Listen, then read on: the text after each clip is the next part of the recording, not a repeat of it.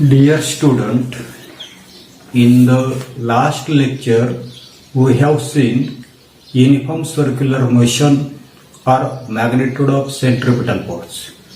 विद्यार्थी मित्रांनो, मागच्या तासाला आपण त्या ठिकाणी एक समान वर्तुळाकार गती आणि असणारे जे काही अभिकेंद्रिकी असणारे जे काही बल जे आहे तर त्या बलाचे असणारे जे काही परिणाम जे आहेत तर ते परिणाम आपण त्या ठिकाणी पाहिले. त्याच्यानंतर आपण त्या ठिकाणी कशा पद्धतीनं असणारा जे काही पृथ्वीवर असणारा जो काही समुद्र जो आहे तर त्या समुद्राला त्या ठिकाणी भरती आणि ओहोटी त्या ठिकाणी कशा पद्धतीने येताना दिसते. त्याच्यानंतर आपण अर्थ ग्रॅव्हिटेशनल फोर्स त्या ठिकाणी पाहिजे. पृथ्वीचं असणारं जे काही गुरुत्वबल जे आहे तर त्या गुरुत्वबलाविषयीची असणारी काही माहिती जी आहे तर ती माहिती आपण त्या ठिकाणी पाहिली. याच्यानंतर पुढे पेज नंबर 8 वर अर्थ ग्रॅव्हिटेशनल ॲक्सिलरेशन काय दिलेलं आहे. अर्थ ग्रॅव्हिटेशनल ॲक्सिलरेशन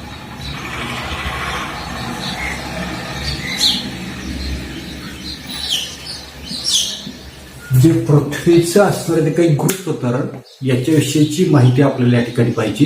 काय दिलेले. The earth exerts gravitational force on object near it.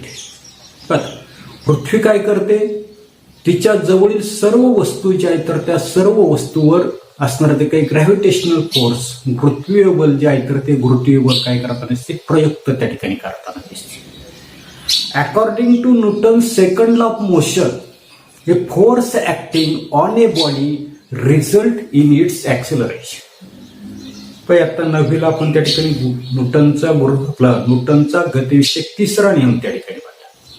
जे न्यूटनच्या तिसऱ्या नियमाप्रमाणे एखाद्या वस्तूवर प्रयुक्त होत असलेले जे काही बल जे आहे तर त्या बलामुळे काय होताना दिसते तर त्या ठिकाणी ऍक्सिलरेशन त्वरण जे आहे तर ते त्वरण त्या ठिकाणी निर्माण होताना दिसतं. Thus the gravitational force due to the earth on a body result in its acceleration.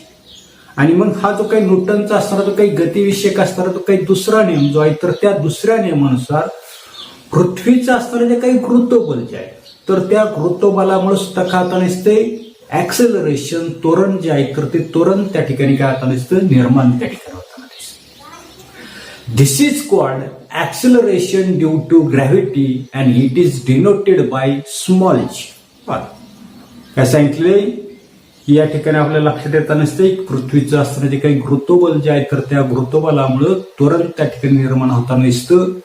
आता हे कशामुळे निर्माण होताना दिसते, तो गुरुत्व बलामुळे होताना दिसते आणि म्हणून त्याला त्या ठिकाणी पृथ्वीचं गुरुत्व त्वरण म्हटलेले आणि ते स्मॉल जी हे जे काही अक्षर जे आहे तर त्या अक्षरानं त्या ठिकाणी. पुढे ऍक्सिलरेशन इज अ व्हेक्टर. आपल्याला माहिती की गुरुत्व जे आहे तर ती सदिश राशी, कारण it has direction and it has magnitude. तिला त्या ठिकाणी दिशा आहे, तिला त्या ठिकाणी मूल्य आहे, म्हणून त्याला आपण त्या ठिकाणी व्हेक्टर क्वांटिटी म्हणणार आहे. As the gravitational force on any object due to the earth is directed toward the center of the earth, the direction of acceleration due to gravity is also directed toward the center of the earth, that is vertically downwards. आता काय सांगितलेले की as the gravitational force on any object due to earth is directed toward the center of the earth. काय सांगितलं की पृथ्वीचं असताना जे काही गुरुत्वत्वरण जे आहे तर त्या गुरुत्वकरणाची असताना जी काही दिशा जी आहे तर ती दिशा तिचं असताना जे काही गुरुत्वबल जे आहे तर त्या गुरुत्वबलामुळे त्या ठिकाणी असते. आणि पुढे काय सांगितलंय, the direction of the acceleration due to gravity is directed toward the centre of the earth. आणि म्हणून तिचं असणारं जे काही गुरुत्व त्वरण जे आहे तर त्या गुरुत्व त्वरणाची दिशा गुरुत्वीय बल जे आहे तर त्या गुरुत्वीय बलाप्रमाणे काय होताना दिसते, पृथ्वीचा असणारा जो काही केंद्र जो आहे तर ते केंद्राकडे असते.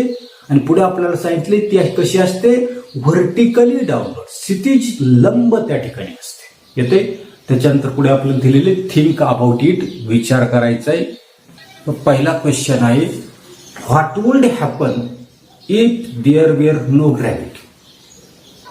पृथ्वीवर त्या ठिकाणी गुरुत्वाकर्षण नसतं तर काय झालं असतं. पहा काय काय सांगता येईल आपल्याला. There would be no gravitational attraction between two particles and hence no formation of solar system, galaxy etcetera.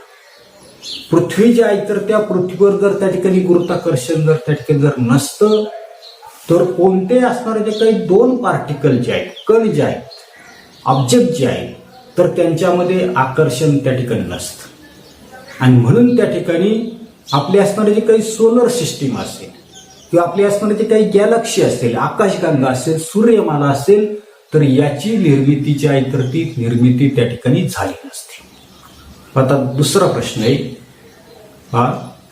की what would happen if the value of capital G was twice as large. जीचं मूल्य जर त्या ठिकाणी दुप्पट असतं तर काय झालं असतं. आता काय सांगता येईल. The gravitational force between any two particle would become double, also the value of G will become double.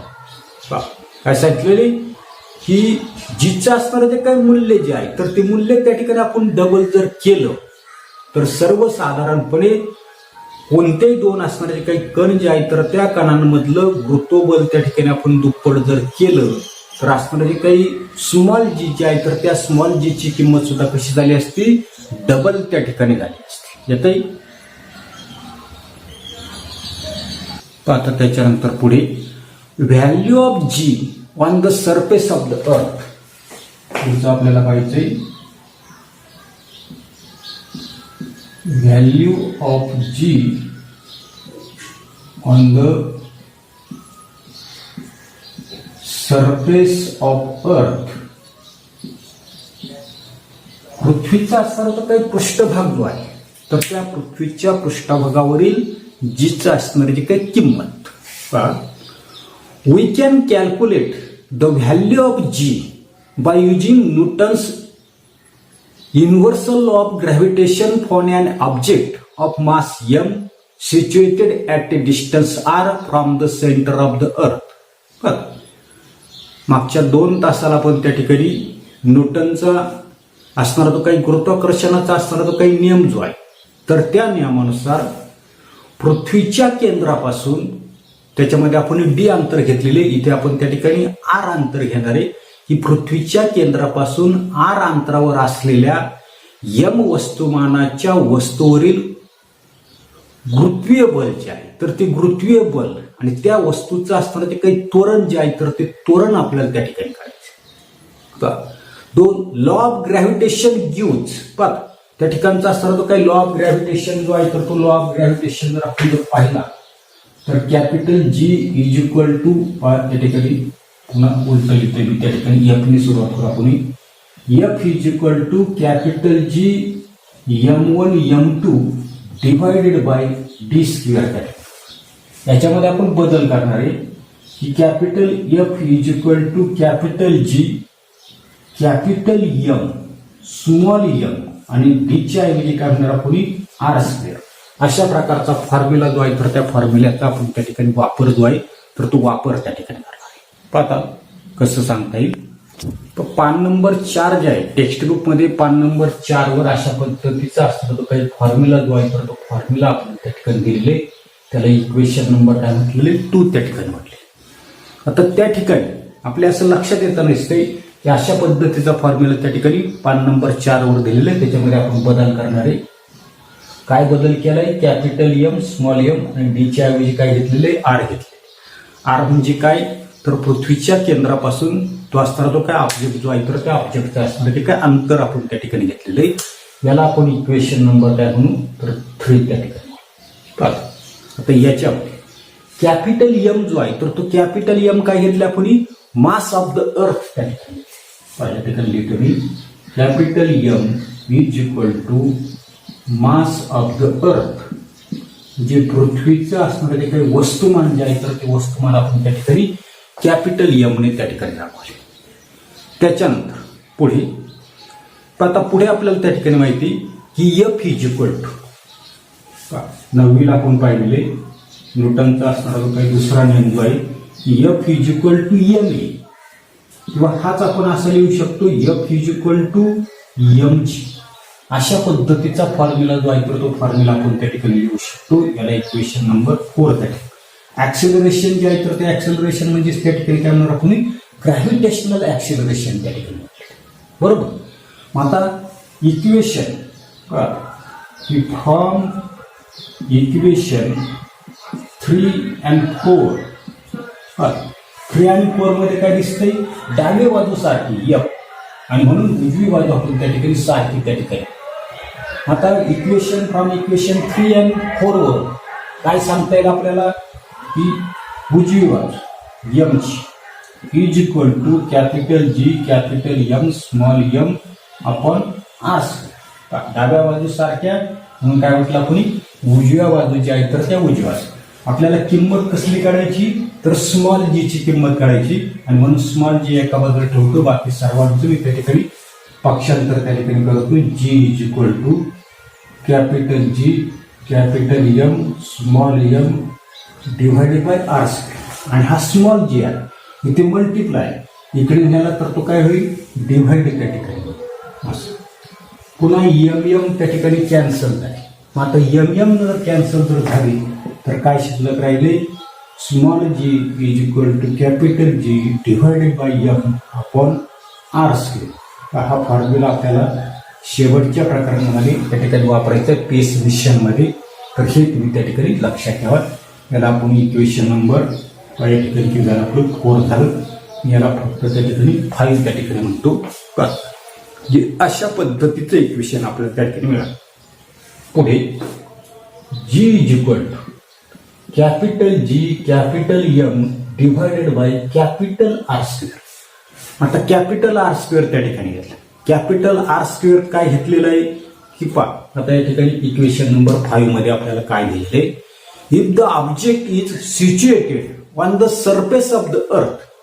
पदार्थ जो आहे तर तो पदार्थ जर त्या ठिकाणी पृथ्वीचा असताना तर पृष्ठभाग जो आहे तर त्या पृष्ठभागावर जर त्या ठिकाणी जर असेल तर या ठिकाणी आपल्याला हे जे काही स्मॉल r जे आहे तर ते आपण कॅपिटल R घेणार आहे. आणि कॅपिटल R म्हणजे काय असते तर रेडियस ऑफ द अर्थ त्या ठिकाणी असते. काय असते रेडियस ऑफ द अर्थ, पृथ्वीची त्या ठिकाणी त्रिज्या त्या ठिकाणी असते. आणि म्हणून त्या ठिकाणी आपल्याला पहा दस the value of G on the surface of the earth is. अशा वेळेला त्या ठिकाणी G ची असणारी काही किंमत कुठे पृथ्वीच्या पृष्ठभागावर काय असणार आहे G is equal to capital G capital M upon R square. याला इक्वेशन नंबर टाकून आपण 6 त्या ठिकाणी म्हणू शकतो. येते पुढे बाकी काय मिळाले आपल्याला की G ची असणारी काही व्हॅल्यू कुठे पृथ्वीच्या पृष्ठभागावर त्या ठिकाणी आपल्याला the SI unit of G in system international is. G चे असणारे जे काही मूल्य जे आहे तर ते काय आहे आपल्याला माहिती काय आहे G ची व्हॅल्यू जी आहे तर ती मीटर पर सेकंड स्क्वेअर आहे. कशामध्ये SI युनिट मध्ये G ची व्हॅल्यू किती असते metre per second square. The mass and the radius of the earth R. आता याच्या किमती ज्या आहेत तर त्या किमती जर आपण याच्यामध्ये टाकल्या कॅपिटल G ची किंमत, कॅपिटल G ची किंमत किती आहे तर 6.67 इंटू 10 किती आहे -11 आहे. त्याच्यानंतर मास ऑफ द अर्थ मागच्या लेसनला मागच्या व्हिडिओमध्ये आपण त्या ठिकाणी पाहिले मास ऑफ द अर्थ किती आहे 6 into 10⁻24 divided by radius of the अर्थ. तर रेडियस ऑफ द अर्थ किती दिलेली 6.4 इंटू 10⁻6 आणि ते आता काय दिलेलं आहे स्क्वेअर त्या ठिकाणी दिलेलं आहे, बरोबर. म्हणजे अशा पद्धतीने त्याची आपल्याला त्या ठिकाणी आता हीच कॅल्क्युलेशन जर तुम्ही त्या ठिकाणी जर केली आकडेमोड जर केली तर G ची असणारी काही व्हॅल्यू जी आहे तर ती G ची व्हॅल्यू आपल्याला मिळताना दिसते 9.77 याचे युनिट आपल्याकडे आहे मीटर पर सेकंड स्क्वेअर. येते त्याला इक्वेशन नंबर आपण त्या ठिकाणी 7 त्या ठिकाणी म्हणू.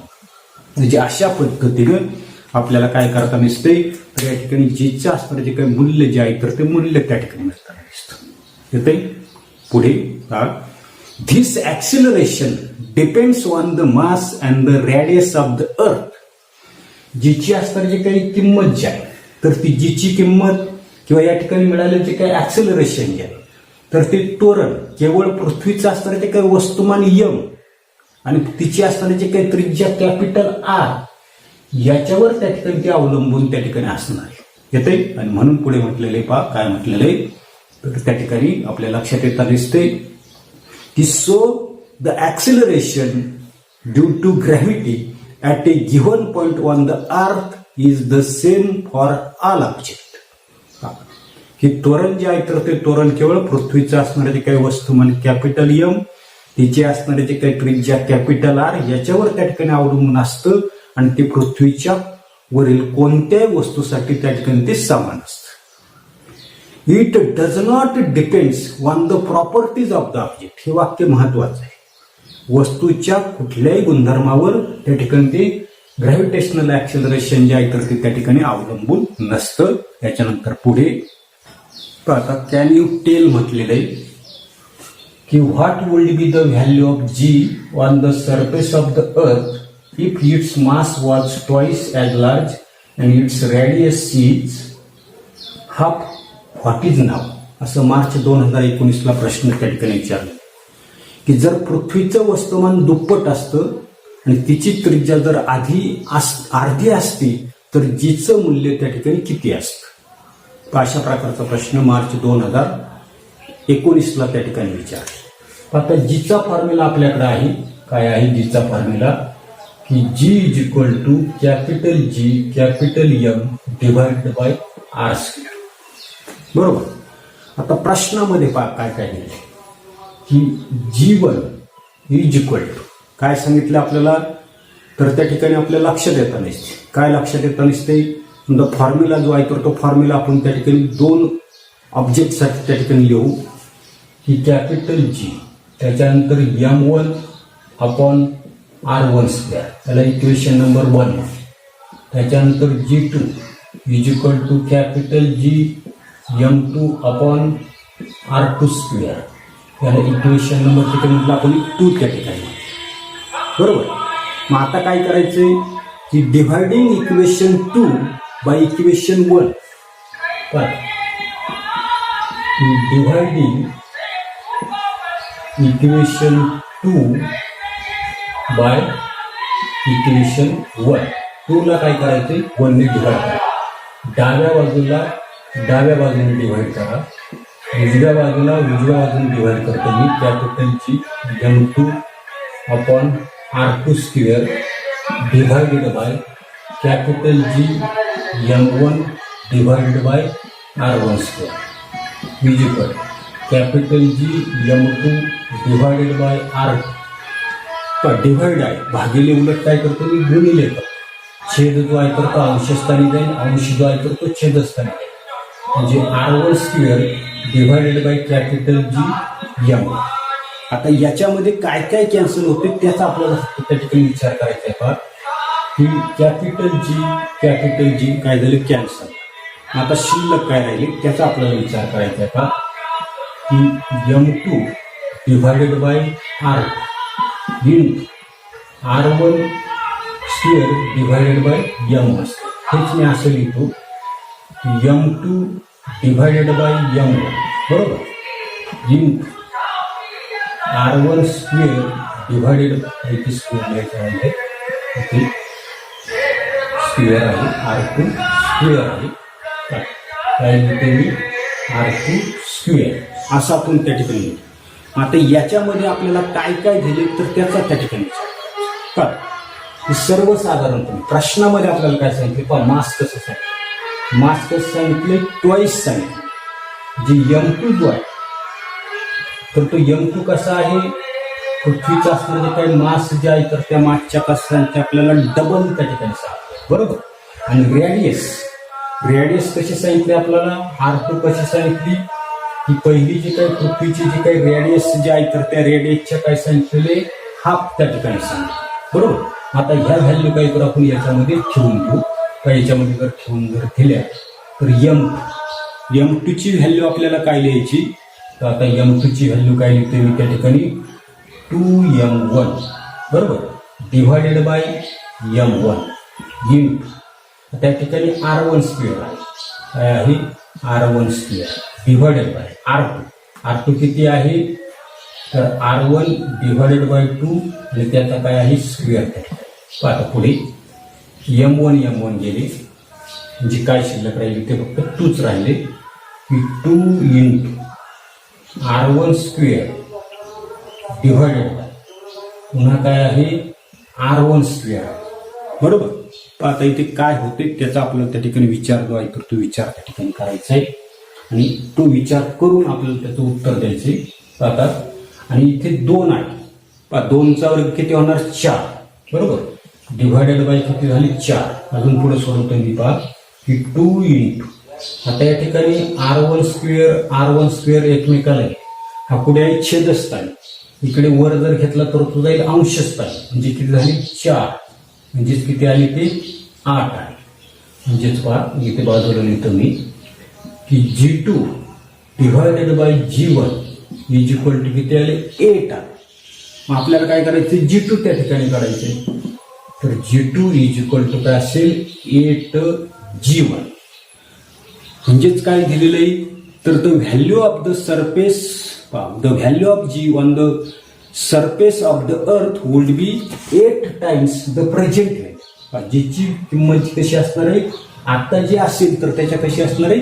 8 पट त्या ठिकाणी. अशा पद्धतीने याचं असणार आहे काय आन्सर जे आहे तर ते आन्सर आपल्याला त्या ठिकाणी सांगतात. एवढाच असणारा तो काही भाग जो आहे तर तो भाग आपण या तासाला पाहणार आहोत. पुढील तासाला पाहू.